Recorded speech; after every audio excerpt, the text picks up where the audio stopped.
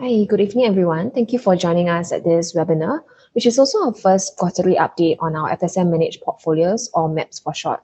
So today we have Ong Ziyang, our macro analyst from the IFAS research team, to share about the portfolio team's rationale for their latest portfolio changes as well as rebalancing that was done in mid-January this year. So he will also be sharing about their thoughts on market opportunities and risks for this year, especially with the vaccine-led recovery ahead. So now I'll pass the time to Ziyang.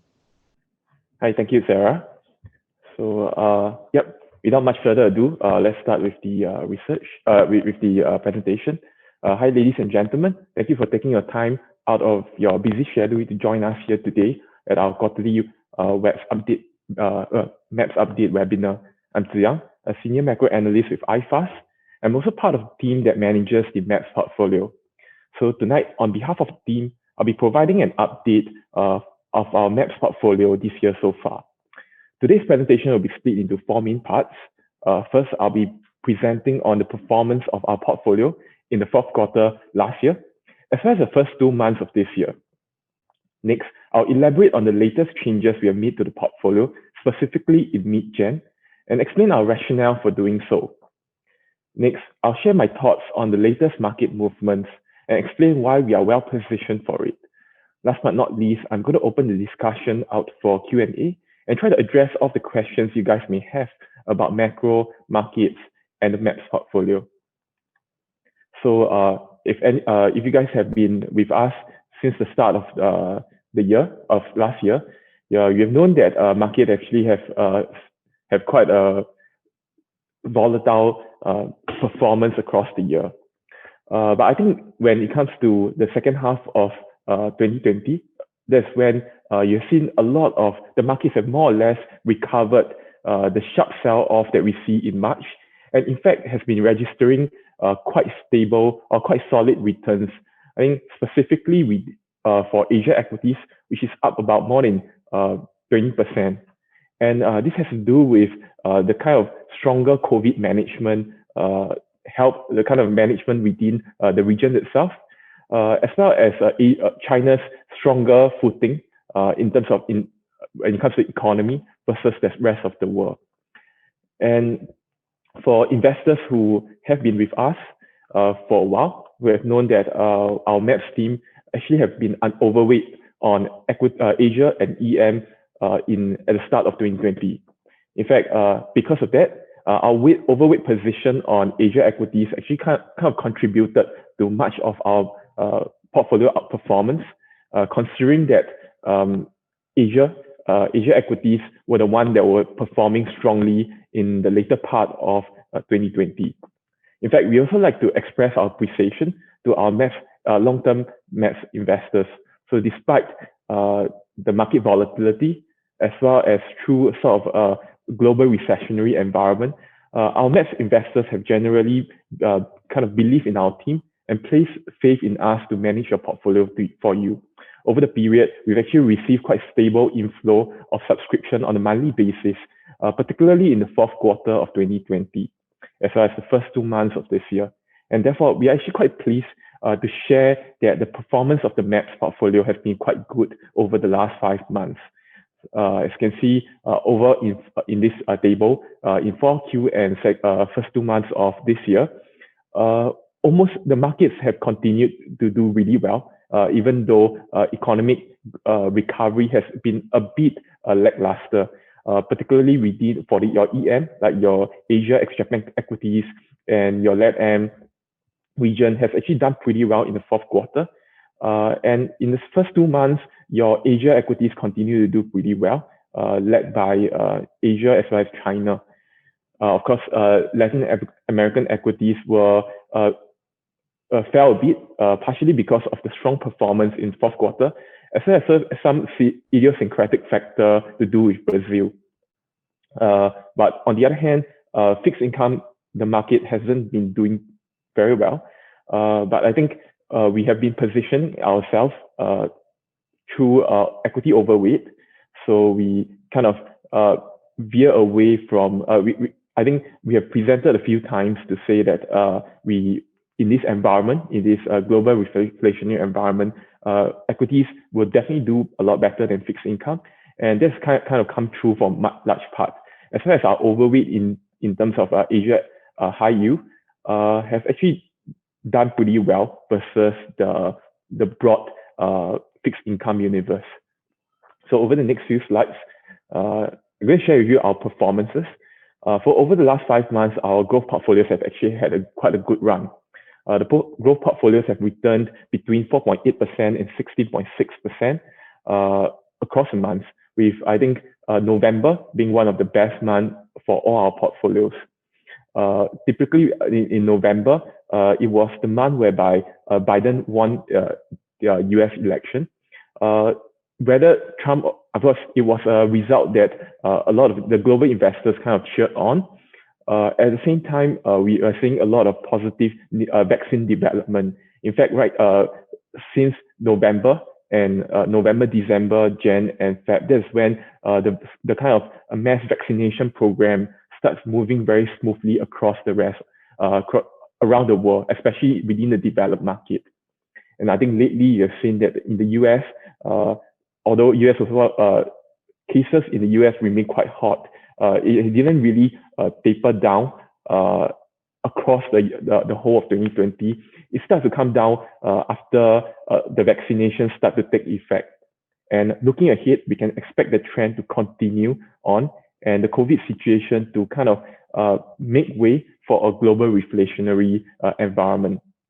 And for the income portfolios, we have registered quite strong performance as well. It has provided return between 4.6% to 16% over the past 5 months.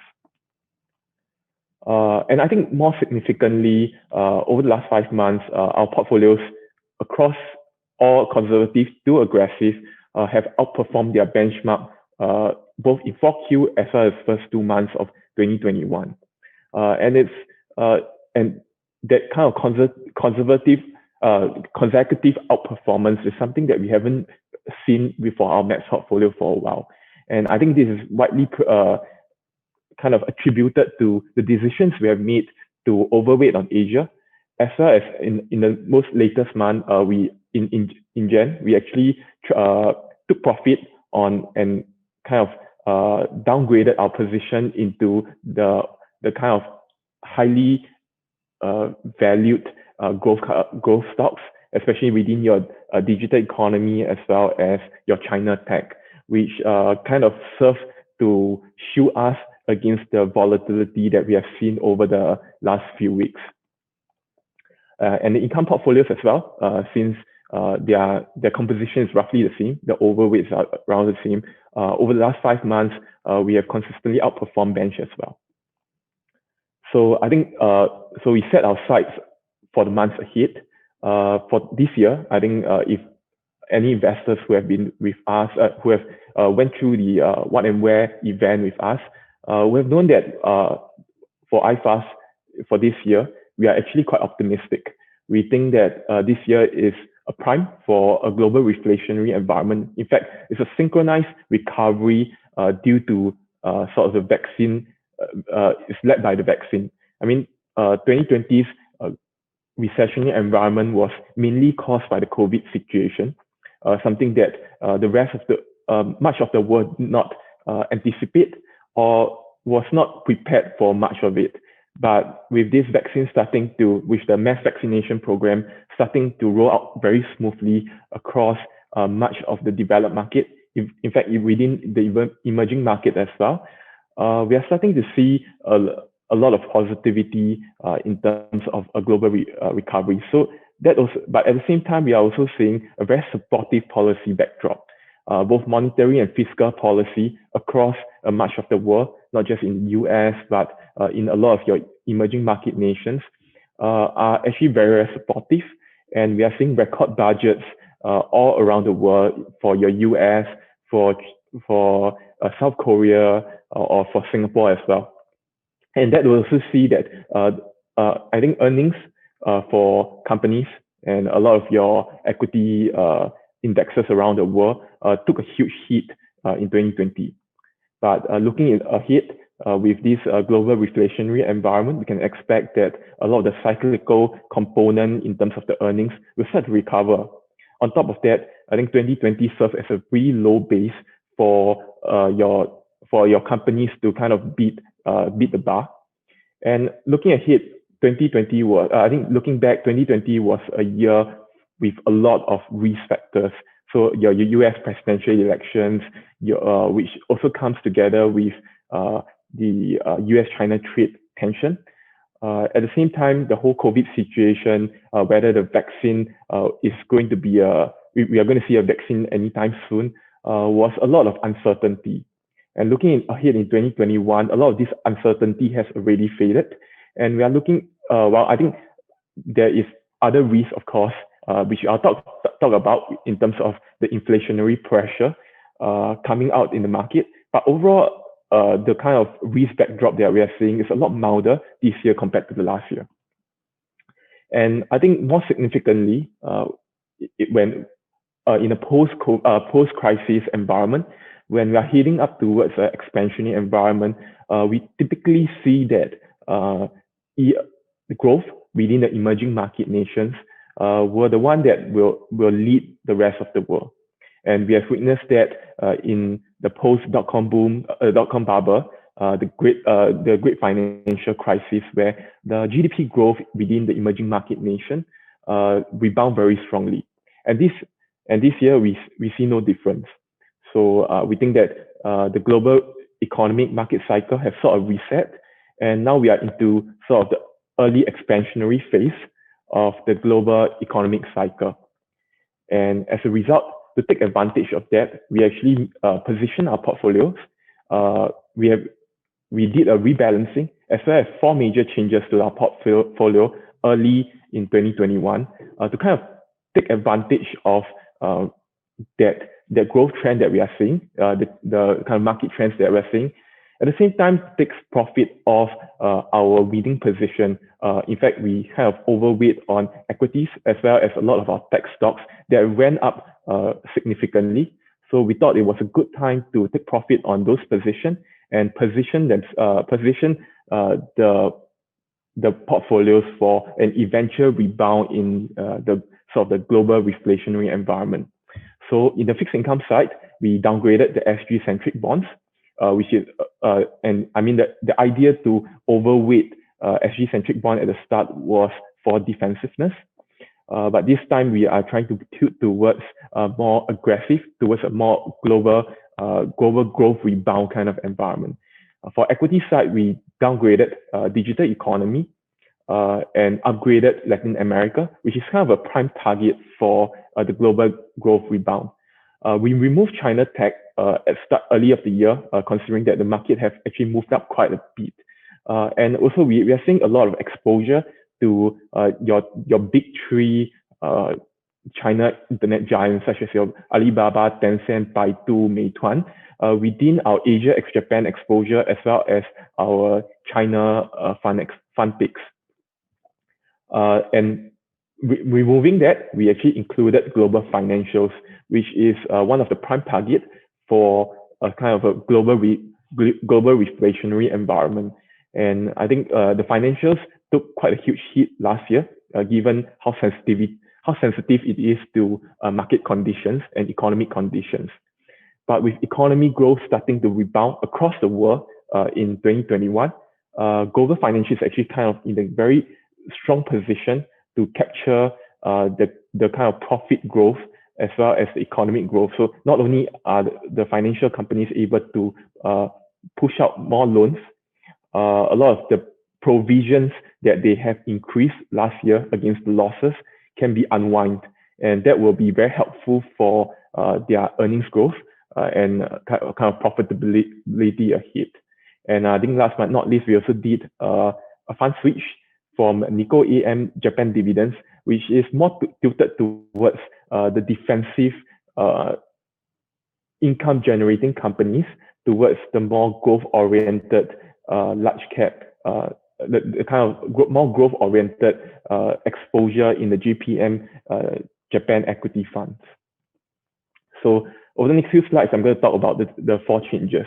So I mean, one of the biggest thing that on hindsight we did quite well was to reduce our digital economy exposure from neutral to underweight. At that point of time, to be fair, we are still very positive on this sector. We think that the world has moved into a digitalization trend, and digital economy is here to stay. But that being said, OGIC ETF, which we kind of included in the portfolio at the start of 2020, has managed to deliver a returns of more than 100% in last year. I mean, one of the key beneficiary of the COVID stay-at-home environment, and valuations have become really stretched at the point of time. It was above our fair PE multiple of 45 times, despite the robust earnings growth. At that point of time, we thought that it's wise to take some profit, as well as to mitigate the kind of potential derating that we are starting to see right now in terms of the cyclical rotation, as well as economic normalization. And by removing the exposure, we actually move it to the LATAM equities.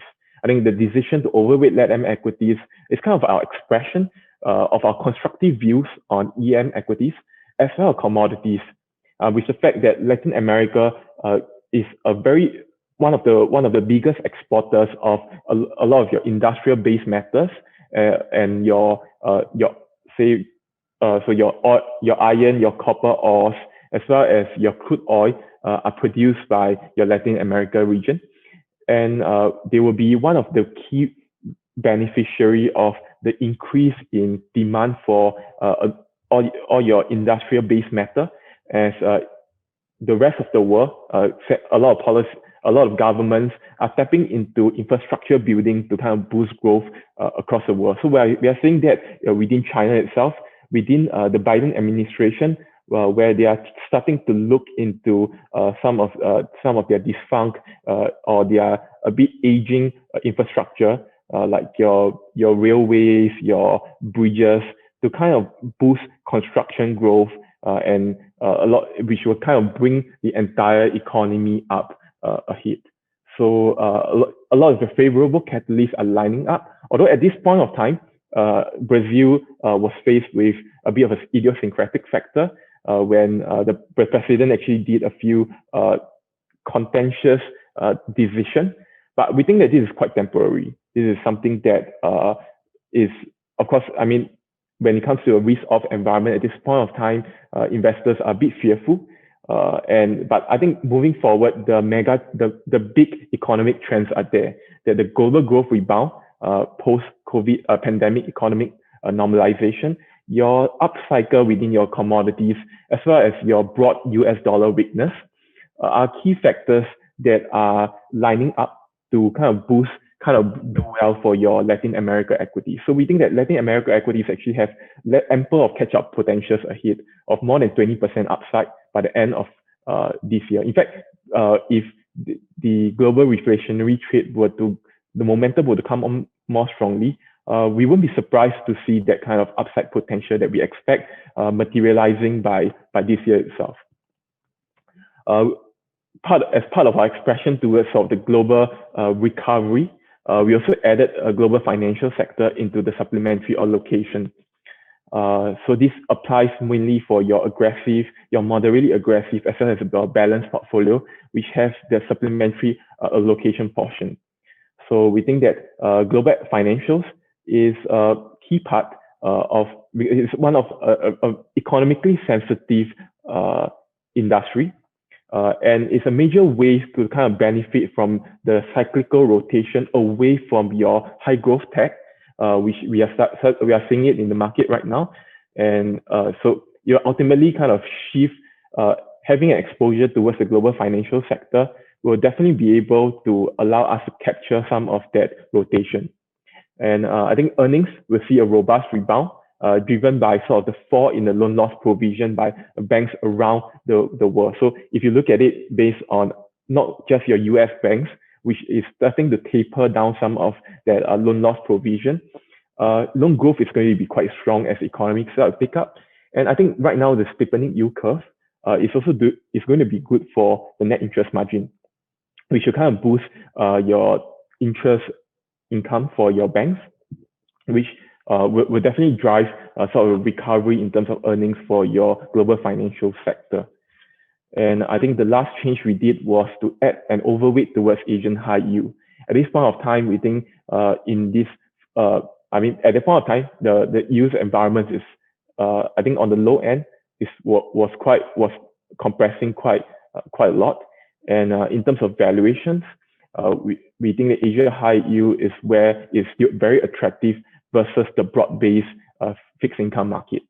So we think that these persistent low policy rates are likely going to be something that we will see in the market in this environment for at least a good next 1 to 2 years.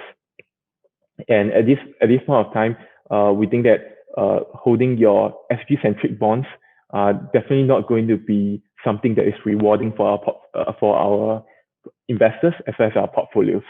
So what we did was we scaled down a bit of that defensiveness and move it towards Asia high yield, where we think that the risk rewards kind of prospects are still quite attractive.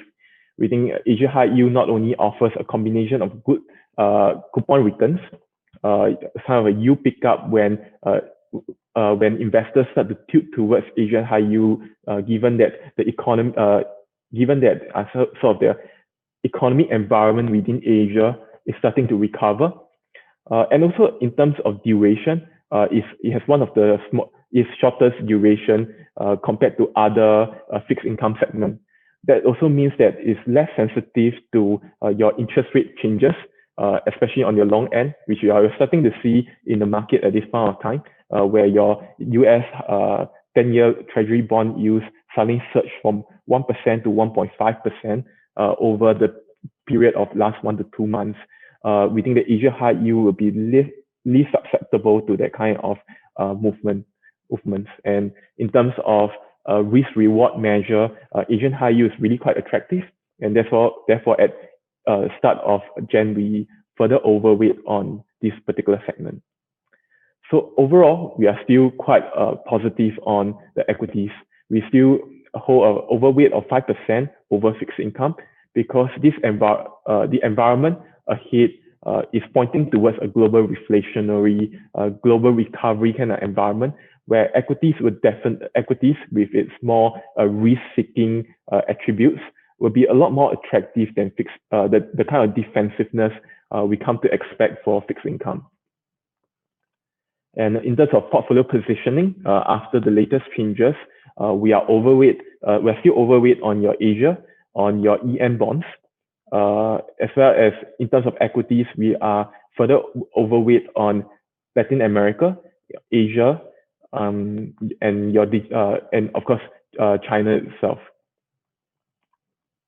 So overall, I think if you take on a balanced portfolio view, you can see that our view across the markets are actually quite balanced.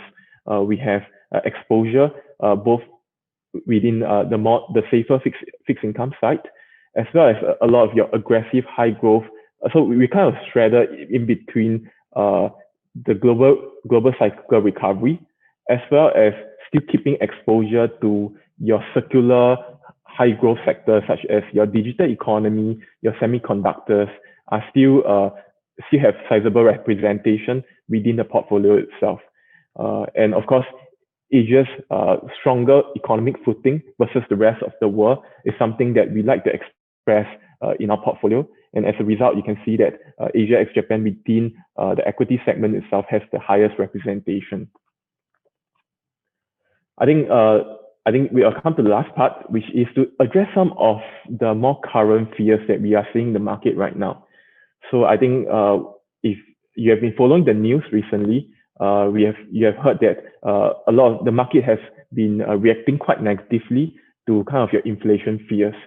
And one of the biggest measure in kind of as an early signal for the rising inflation expectation is that of the 10-year Treasury bond yields. It's actually quite a strong indicator traditionally that the market is pricing your stronger inflation expectations. And that kind of spooked out investors, because if your inflation is going to pick up, traditionally your Fed has to tighten the rates. Although right now Federal Reserve has, I think Jerome Powell has came up quite a few times to say that they are going to sit idly by. They're going to let inflation overshoot their target. But I think with this 10-year bond yield starting to rise, it's kind of markets skepticism in uh, how long are they going to be able to let interest rate stay so low. So I think, but however, I think there is some form of a dislocation within the asset classes at this point of time, because your rising inflation expectation is also a proxy that growth expectation, economic growth expectations for not just the US, but across the rest of the world is starting to pick up. And your rising growth environment is traditionally seen as kind of a positive measure for for a lot of your equities, which is something that is very pro-cyclical. So if you have seen based on historical reference, rising inflation expectation is actually a positive sign. Your US equity market actually continue to advance, such as S&P 500, even though there is even though 10-year bond yield suddenly rose. So I think right now the narrative whereby markets are a bit fearful because of your sudden rise in the 10 years yield is not completely sound. But I think it's probably a bit of froth, a bit of valuations have been slightly overheated in certain parts of the market, particularly your tech sector, which has done really well last year. So investors are taking this opportunity, especially investors who are investing in the tech, who have invested or overweight on the tech sector, just like us, in 2020, are seeing a huge amount of profit on their position. So they are probably taking an opportunity to kind of take profit on those positions and to rebalance it towards the global cyclical trades. And you're starting to see that within, if you look at it in terms of cyclical versus defensive spreads. You can see that as your forward inflation expectations start to pick up on the chart on the right, your cyclical sectors start to outperform that of the more defensive ones. So your cyclical, such as your financials, industrials, energy, will do a lot better than your healthcare, utilities segment, which investors kind of favored during that more volatile, more uncertain environment that we have seen in 2020. So right now, we think that sudden fears for inflation at this point of time it's not something that we overly concerned about. In fact, if especially for your tech sector, which were trading on more elevated valuations, after this correction of about 10 to 20%, I think right now it's about Nasdaq is already down more than 10%. When your valuation reset, we're going to see that earnings are actually quite strong for this segment. I think both in 4Q as well as early first quarter of this year, we are seeing your FANG stocks, your Facebook, your Alibaba, your even on the Facebook, Google, Amazon, as well as in your China side, your Alibaba, Tencent, showing very, very strong, a very robust earnings growth. So after this healthy reset or healthy correction, we'll see a valuation reset down to a more reasonable level. And that's where we'll see that the prices for a lot of your tech companies will consolidate and will probably be led by your stronger or more robust earnings growth looking ahead. And I think more significantly is that we think that earnings growth, especially in your EM markets, is going to see quite a healthy cyclical rebound. As we've historically, that whenever post-crisis, not only the economic growth start to rebound, a lot of your earnings for your within your emerging market niche economies and markets will start to rebound as well. So right now, investors who are pointing to the elevated valuations, it's no longer going to be a valid concern once your robust economic growth start to fill the huge shoes of the valuations. Your valuations are going to start to look a lot more reasonable ahead. So that is something that we are actually monitoring, and we are starting to see that moving in our data points ahead. And I think for your emerging market nations, a huge amount like like Brazil, China, your Taiwan, your India, South Korea, their kind of index makeup are quite tilted towards the more economic sensitive sectors, such as your financials, your energy, your consumer discretionaries. They're going to be benefit quite strongly as the global growth start to rebound. So as a result, that kind of cements our positivity over this for this particular segment. And as a result, we, even with the kind of volatility we are seeing in the market right now, we remain quite optimistic for this particular segment of the market. In fact, we think that 2021 is going to be the year whereby emerging market continue to lead against the developing market, the developed market, such as the US, Europe, or Japan. And I think for your EM equities, well, if you have been looking at commodity prices, your iron ore, your copper ores have hit decade highs. And we are starting to, I think that in some parts, some analysts on Wall Street are in fact calling for sort of a commodity super cycle.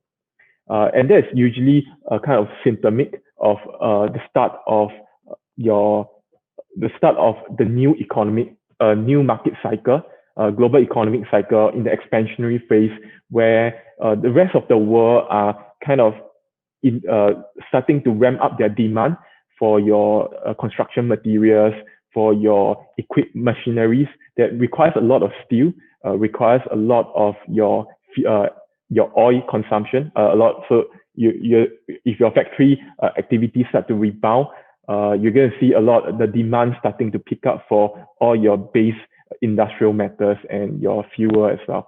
So that is traditionally, over the last 20 years, a very good leading indicator for your EM markets.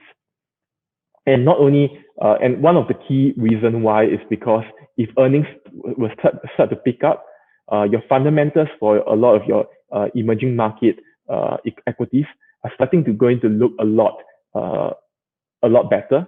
And so right now, if investors who are thinking that the emerging market fundamentals are a little bit shaky, will not think so.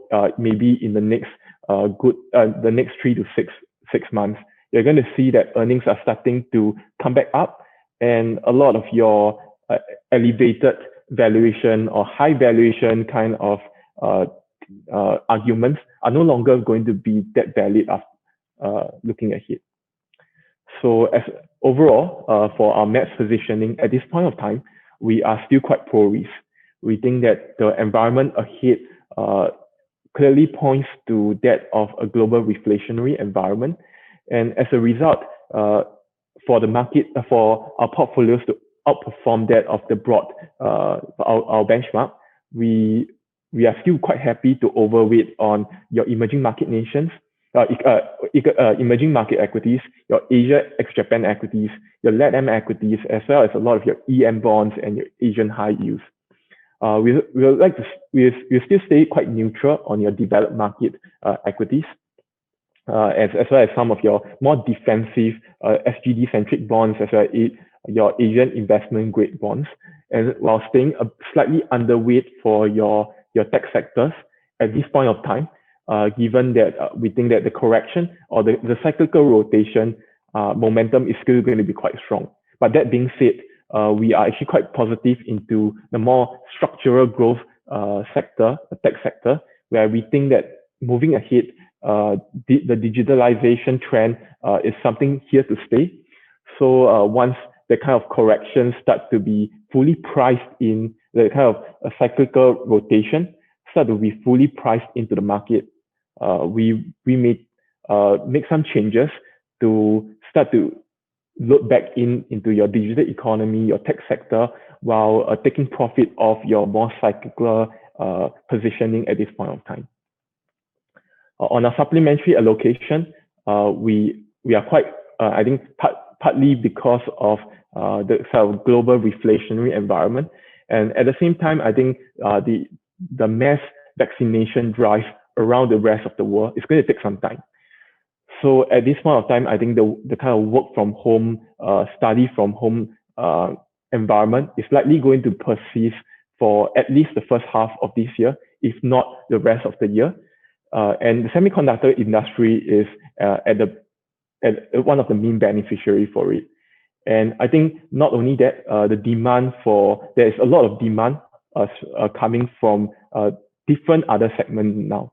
I think for the semiconductor industry, there is sort of a structural growth driver moving for the industry, whereby in the past, is mostly your traditional PC, your computers, your smartphones that need your computer chips.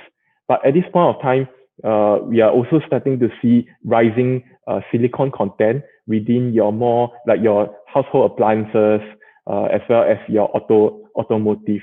And moving ahead, I think with the world moving more into electric vehicle, there is also greater demand. I think a traditional EV versus your traditional combustion engine cars has about 30 to 40% more silicon than that of your traditional car. So there's going to be another strong demand. On top of that, I think in terms of your 5G consumer smartphone upgrade cycle, this year seems pretty due for it. I think it was kind of planned, that the cycle was kind of planned for 2020, but COVID kind of disrupted plans for a lot of your smartphone maker to move very strongly into your 5G. Although it's just been 5G ready, the trend wasn't that big last year. But looking this year, when your growth start to rebound, a lot of your COVID situations start to die down, we think that this 5G upgrade cycle is going to be a big thing for the semiconductor industry. And I think I shared just now for your global financials, you're going to see earnings growth being quite strong. Your fall in loan loss provision is going to help profitability as well. And when the whole COVID, the special consideration for last year, a lot of your central bank actually put a hold on your banks, especially for the US, where they stop banks from giving out dividends or even do share buybacks. But this year, as the growth starts to rebound, we are going to see a bit of a backtrack in terms of that policy. And a lot of your banks are going to go out there with their earnings, with their profits, to kind of buy back their shares on the cheap. And so investors who are investing into this environment, it's going to benefit from not only the rising dividends, but also the kind of capital appreciation opportunity as your banks buy back their shares. So with that, I've come to the end of my sharing, and I hope that you guys are kind of more educated or kind of aware of what is our positioning for the MAPS portfolio, as well as what is happening in the market right now. We think that just like last year, when markets are selling down very heavily, it's not really something for a cause for panic, as long as you take on a bit of a longer term approach. And this year, no difference. We think that that global reflationary environment is going to be the bigger trend, despite some of your market noises that's going to pop up every now and then. And as a result, we are still quite optimistic in terms of our positioning. And I think we have confidence that we'll continue to outperform our benchmark for the rest of the year. Right. Thank you. So I think we'll now move on to the Q&A part. Okay. So I'm going to answer the questions sequentially. I think one of the first question is, does MAPS offer passive income? Yes, for our income type portfolio, we do provide dividends on a quarterly basis. A lot of our funds are more of your distribution types as well. So you're going to expect quite a bit of dividends every quarter. And traditionally, although we don't have a fixed target, our dividends range around 2 to 3% for our portfolios. Right. So for the next question, do you have the historical performance for your MAPS? Where can I find this information? You can actually find this information on the FSM website. is under portfolio materials, under the fact sheets for all 10 portfolios across both the growth type and income type. We have fact sheets that provide your short-term performance as well, stretching all the way to 3 years or since inception performance. And we also do have commentaries and portfolio commentary. So if you want to see on a month-on-month basis, what are some of our thoughts, you can also download those commentaries. Okay, I'll move on to the next question, which is how do we differentiate between reflation and inflation trend? I think that's a very good question. I think right now the big question is that of inflation and that of uncontrolled or runaway inflation that will see the Feds reacting in the same. I mean, if although the Feds have reiterated quite a few times that they are willing to let inflation overshoot their target, but I think they are expecting somewhere between 2 to 3%. So I think right now the bigger market fear in terms of the market participant is what if we see an inflation of 5%, or even in fact, or even in the kind of inflation environment in 1970s where it went up to over double digit. And what happened in 1970 was the chair that then blockers actually have to increase short-term rate all the way to over 20% to kind of keep control of inflation. And when your inflation and it caused quite a massive recessionary environment, as well as because if your borrowing costs are going to be so high, a lot of your economic activity will come down, and your growth versus the rest of the world is going to be quite a big thing. But right now, I think there is a lot of there's a few factors that is in our most recent articles. We actually address this. We think that the environment is more of a reflationary one than an inflationary one. So it's more driven by the kind of short-term transient factors where your capex, there was an underinvestment in a lot of your mining, your commodities related industry, and then suddenly your demand to pick up from the rest of the world, tapping on that quite inelastic supply due to the inelastic capacity from a lot of your capital, kind of your capital investment or capital equipment sectors. But looking ahead, there is a lot of structural factors that are affecting, I think, economies, things that it has to do with globalization. It has to do with technological changes as well in terms of the economy, where it has been weighing down on inflation on a more structural basis. So we are going to see a bit of sudden overshoot in terms of inflation towards the 2 to even 3% level because of the short-term supply-demand mismatch. But I think over a longer term, if you look at wages growth, you look at your unemployment within the US itself, those are still pointing to massive amount of economic gap, growth gap within the US itself, and that would be the biggest headwind for a true inflationary trend. So at this point of time, the MAPS team, as well as the macro team, we are still more firmly grounded towards the reflationary environment versus an inflationary one. But that's quite a good question. Okay, so for the next question that I'd like to answer is, so how about REITs? So with inflation starting to rise, yields and prices, will there be any upside? I think your REITs are going to be affected. Yeah, I mean, your REITs were affected partially by in 2020 because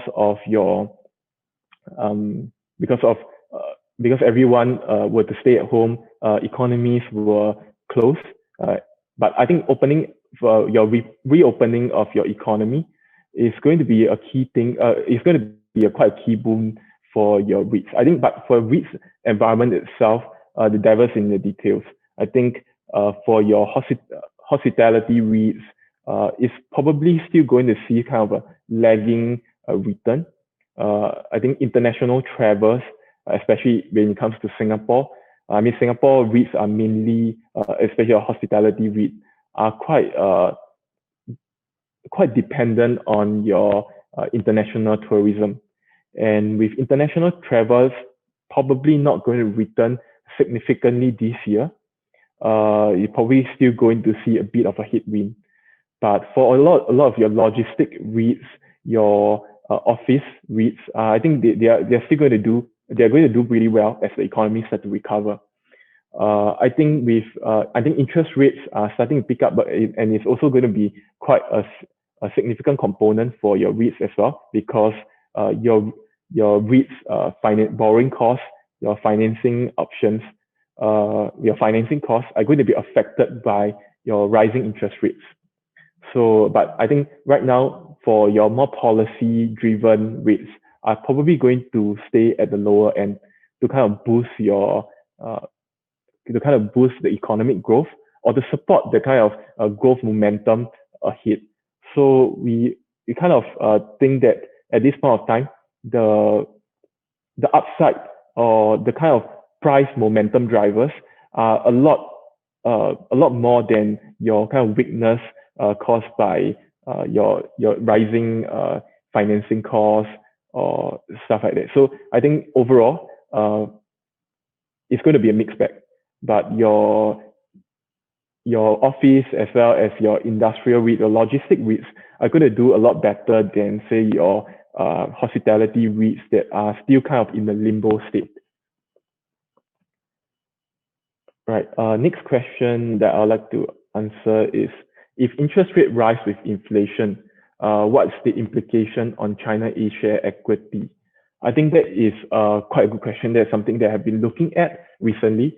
China A equities have corrected over the last few days.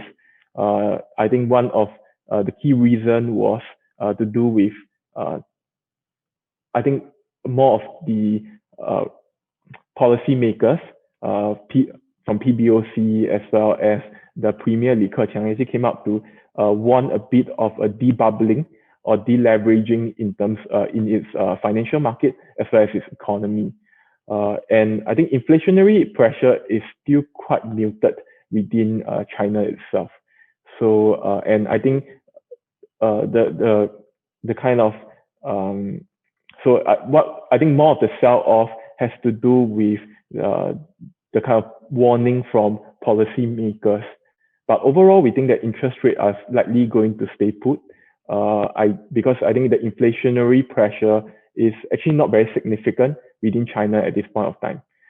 Growth has been rebounding, but that was mainly driven by your exports sector because of a lot of your electronic demand, so these are driving your as well as your construction materials.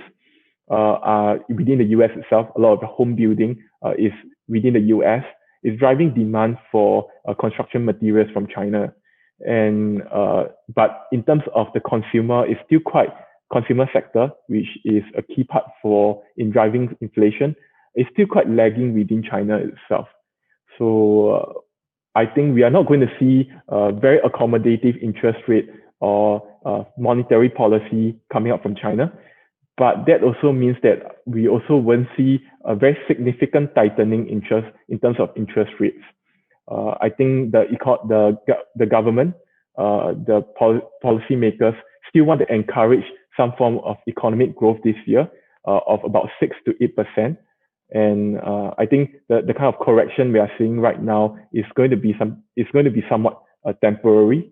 While I think economic conditions within China itself is going to be the main driver for your China A equities, which is more tilted towards your financials as well as your consumer discretionary sectors. So yeah, in fact we are still quite positive on China A equity environment at this point of time. Okay, the next question I would like to answer would be, so US dollar continue to stay high, how long do you see that US dollar is coming off? I think right now at this point, I think dollar has been sliding ever since the third and fourth quarter of last year.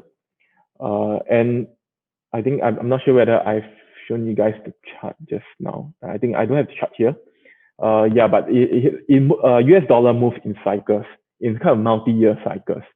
And right now, some of the sudden surge in US dollar has to do with the sudden surge in the 10-year yields, where economic conditions are starting to look a lot better, and that kind of boosted versus the rest of the world, kind of boosted strength of the dollar. But over the longer term, looking ahead, I think the kind of weakness, a structural weakness within the dollar is here to stay. So we think that at this point of time, a bit of volatility is resulting in the strength of the dollar. But looking ahead with the $1.9 trillion budget stimulus coming out from Biden's team, would mean that the financing of the $1.9 trillion stimulus has to come somewhere, and it will primarily be the issuing of treasury bonds from the Fed, as well as at the same time they need to finance that kind of fiscal deficit, and their debt on their balance sheet has to be the financing needs to be managed at quite a sustainable level. So at this point of time, we don't think that the US government can really increase their interest rate too significantly upwards. In fact, we think that policy rates are likely going to stay low, and that is going to weigh down definitely on the dollar, and as well as some form of quantitative easing measures because of the $1.9 trillion is going to continue to weigh down on the dollar. I think one of the key factors right now is that the strength of the economic rebound is going to absorb some of the weakness of the dollar. But I think at this point of time, for your fiscal stimulus being at such a historic level, it's unlikely that your economy can completely absorb the depreciation of your dollar. And overall, we think that the magnitude of the dollar decline is going to be bigger than your economic growth.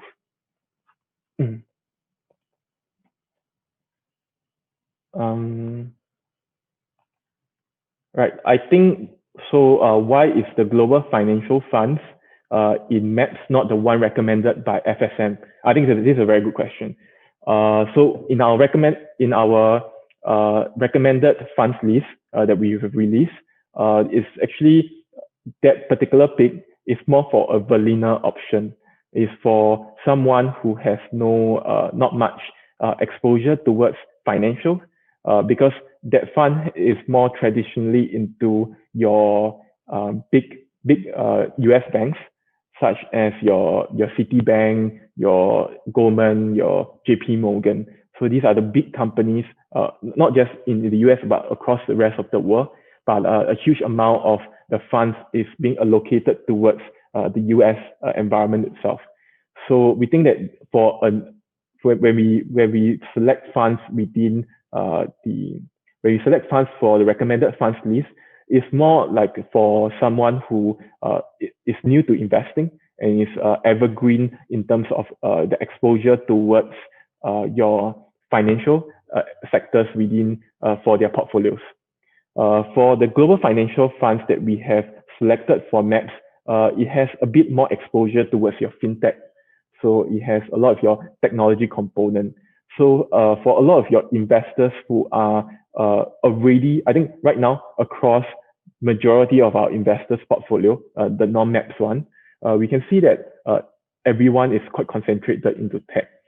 So investors who are looking to pad their portfolios with something more cyclical oriented, to kind of tilt away from your high growth, elevated valuation tech sector, will be getting quite a bit of exposure to tech, or won't be able to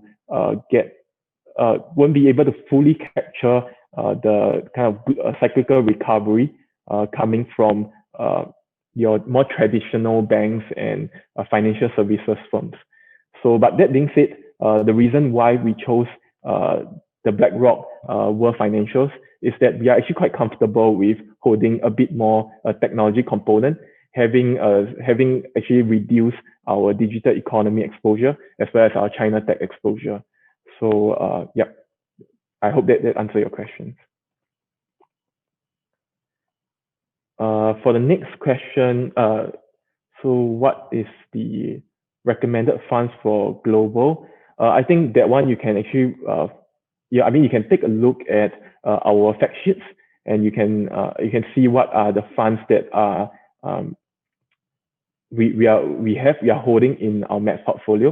At the same time, you can also refer to the recommended funds list, which provides like sort of the best funds that we think, putting in all our criteria as well as so when it comes to the kind of manager skills, the skills of the fund managers, the performance over the last 3 years or 5 years, as well as yeah, so those factors are actually being considered in for your portfolios, and yeah, so I think you should take a look at that instead.